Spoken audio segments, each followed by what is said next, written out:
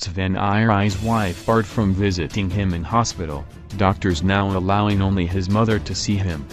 The wife of ailing MDC leader Morgan Tsvangirai is being denied access to visit him in a Johannesburg hospital where the 65-year-old opposition leader is receiving medical treatment, his spokesperson has confirmed.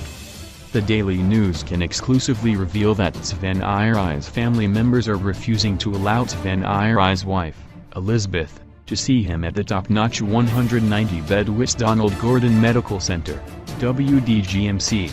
Close relatives of the MDC leader accuse Elizabeth of backing MDC Vice President Nelson Chamisa to succeed Tsvangirai and fear she could put pressure on him to facilitate his ascendancy to the throne without following the party's constitution.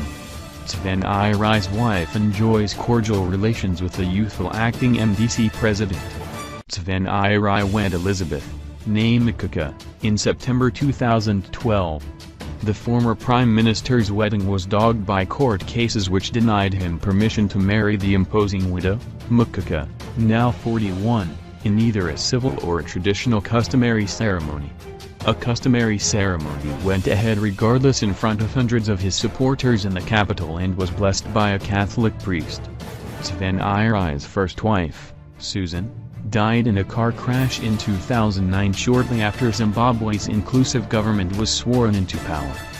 The Daily News understands a war of words which almost degenerated into a fist-fight erupted at the hospital last week, when Tsvangirai's family members tried to bar Elizabeth from seeing him, with physicians drawn into the complicated family situation. Tsvangirai's son, Vincent, was reportedly restrained from assaulting his stepmom after clashing with Elizabeth. He reportedly vowed that she will never be allowed near his father as long as he lives.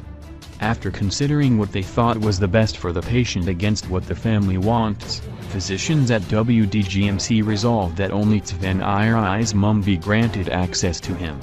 A staffer at the inquiry desk at WDGMC Pediatric and Adult Oncology Unit within the hospital, well known as one of the best cancer treatment facilities in the southern region, declined to confirm the reported rancor that Tsvangirai family brought to the facility, citing physician-patient privilege and patient confidentiality, which requires healthcare providers to keep a patient's personal health information private unless consent to release the information is provided by the patient.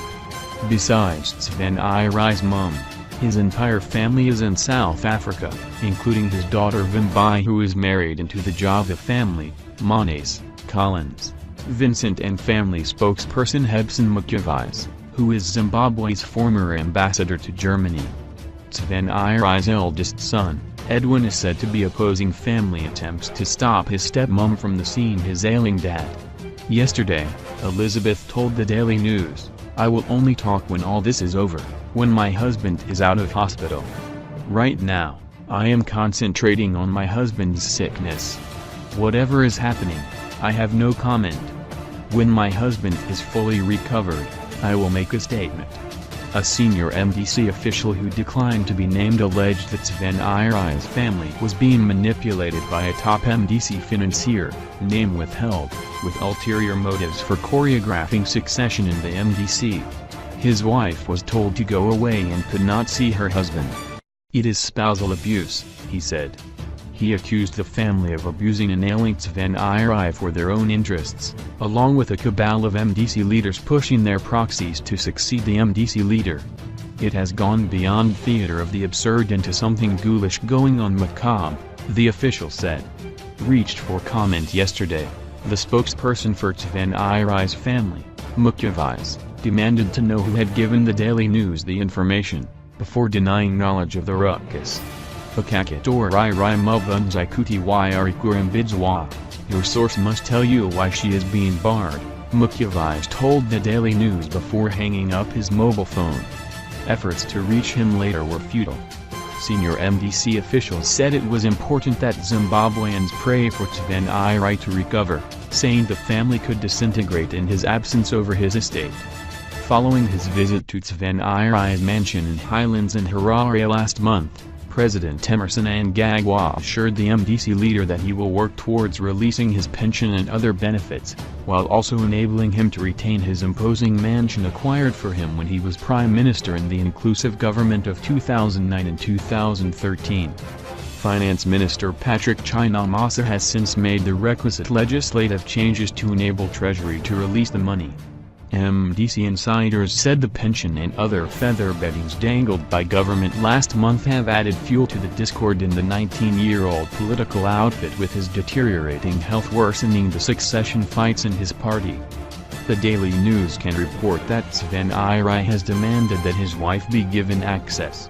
A recorded conversation between the former union leader and medical staff captures a briefing the MDC leader got about his relative's rancorous behavior at the hospital facility, and he was told that security has resolved to keep them out of the inpatients unit.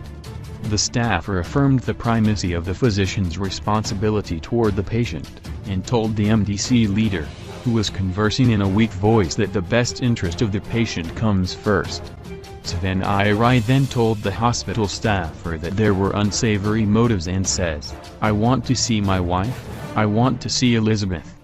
The Daily News can exclusively reveal that the hospital has now organized surreptitious hospital visits for Elizabeth to manage the family dynamics. The hospital also granted Tsvangirai's wish to meet with Chamisa last week for 2 hours after the MDC VP had again been barred by the ailing MDC leader's family. Chamisa declined to comment. Tsvangirai's spokesperson Luke Tambernioka told the Daily News, "The needless scuffles belittle the huge and towering brand of President Tsvangirai. He has intimated to me some of the challenges, but when everything has been said and done, everyone must allow the president to recover by giving respect to him, his wife and family, but above all we must accord the huge mountain brand the dignity it deserves, especially as he battles this cancer." The stressed wife has helplessly watched as her husband underwent a grueling chemotherapy regime, lost significant amounts of weight, appearing gaunt and drawn. As his caregiver, she watched him last year lose the majority of his hair, a common side effect from cancer treatment. His current prognosis is grim, amid fears he might not pull through. Tsvangirai, 65, who was diagnosed with cancer of the colon in 2016, is now receiving palliative care, an interdisciplinary care that provides quality of life for patients with terminal illness. Despite undergoing over a dozen chemotherapy sessions at the facility, which was established in 2002 when the University of the Witwatersrand, which university, bought the Kenridge Hospital with a founding donation from the Donald Gordon Foundation, Tsvangirai has sadly proceeded to stage 4 cancer, with the disease traveling beyond his colon. The Daily News understands cancer cells have now been detected in his kidneys and liver. But doctors are still battling to remove or shrink the tumor. Tsvangirai was said to have suffered organ failure. This is Tsvangirai's longest period of medical leave, following brief absences from mid-2016 when he publicly announced he was undergoing treatment for cancer of the colon. Officials have refused to disclose finer details of the 65-year-old's condition, only saying he was critical but stable. There has been an industry of lies that has grown up around Tsvangirai's medical condition. The ailing MDC president left Zimbabwe's capital, Harare, in early January and handed over power to his deputy, Elias Mutsuri. Mutsuri was on Wednesday replaced as acting president by Chamisa after he traveled to Cape Town, together with the other MDC deputy Thokozani Cook, to attend a meeting for the formation of a new opposition coalition called Zimbabwe Alliance. This meeting was spearheaded by the vanquished and bitter Generation 40, G40, ZANU-PF faction and includes a new political party, National Patriotic Front, NPF, Joyce Mujiru's National People's Party, and the MDC Anti-Alliance team. The meeting was chaired by a member of the G40 faction and was condemned by Mnangagwa National's Central Rally on Wednesday as a futile plot to oust him, being engineered by the Democracy Institute, a think tank based in Washington, D.C., founded in 2006.